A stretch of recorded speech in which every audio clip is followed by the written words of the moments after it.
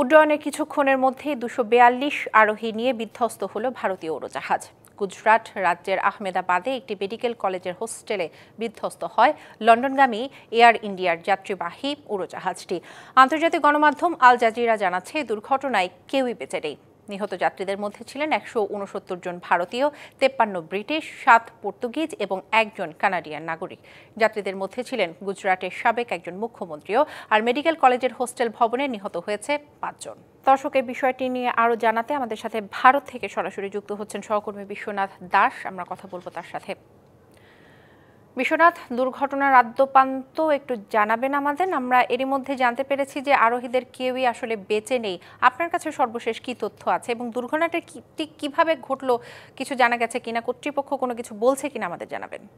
দেখুন, সরকারিভাবে বা এখনো পর্যন্ত বিমান সংস্থার তরফ থেকে আনুষ্ঠানিকভাবে কোনো ঘোষণাই কিন্তু এখনো জানানো হয়নি। তবে যে বিস্ফোরণ ঘটেছিল বা যে পরিস্থিতির মধ্যে সাধারণ মানুষ দেখা গিয়েছে, আমরা বিভিন্ন ছবিতে তা দেখেছি।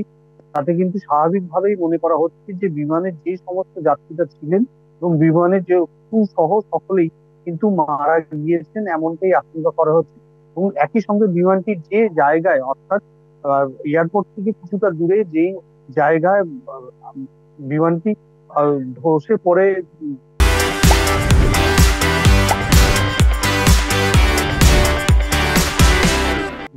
দুর্ঘটনার কবলে পড়ে, সেই জায়গায় কিন্তু সেই হোস্টেলটির মধ্যেও কিন্তু প্রায় ৭০ থেকে ৮০ জন ডাক্তারি পড়ুয়া এবং অন্যান্য আবিষ্কারকরা ছিলেন। তাদের মধ্যে থেকেও কিন্তু অনেকেই নিহত হয়েছে, এমনটাই কিন্তু আশঙ্কা করা যাচ্ছে। তবে সরকারি তথ্য এখনো পর্যন্ত নির্দিষ্টভাবে কোনো কিছুই জানানো হয়নি।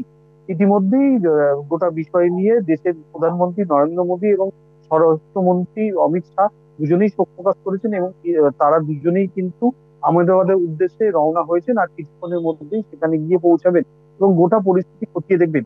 তবে প্রাথমিক পর্যায়ে এই ধরনের ঘটনা কিন্তু এর আগে কোনোদিন ভারতবর্ষে ঘটেনি, এমনটাই মনে করা হচ্ছে। এবং এই নির্দিষ্টভাবে যে বিমানটি দুর্ঘটনাগ্রস্ত হয়েছেন তাতে কোন রকম যান্ত্রিক ত্রুটি ছিল কিনা, সেই জায়গায় বা রক্ষণাবেক্ষণের কোনো কারণ ছিল কিনা, তা কিন্তু সম্পূর্ণভাবে খতিয়ে দেখা হচ্ছে। এবং প্রাথমিক পর্যায়ে এয়ারপোর্ট অথরিটি বা যারা আধিকারিক রয়েছেন তারা বিমানটির যে ব্ল্যাক বক্স তা কিন্তু খোঁজার চেষ্টা করছেন এবং সেটিকে উদ্ধার হলে হয়তো অনেকটাই পরিষ্কার হবে যে নির্দিষ্টভাবে কি কারণের জন্য এই দুর্ঘটনা ঘটেছে।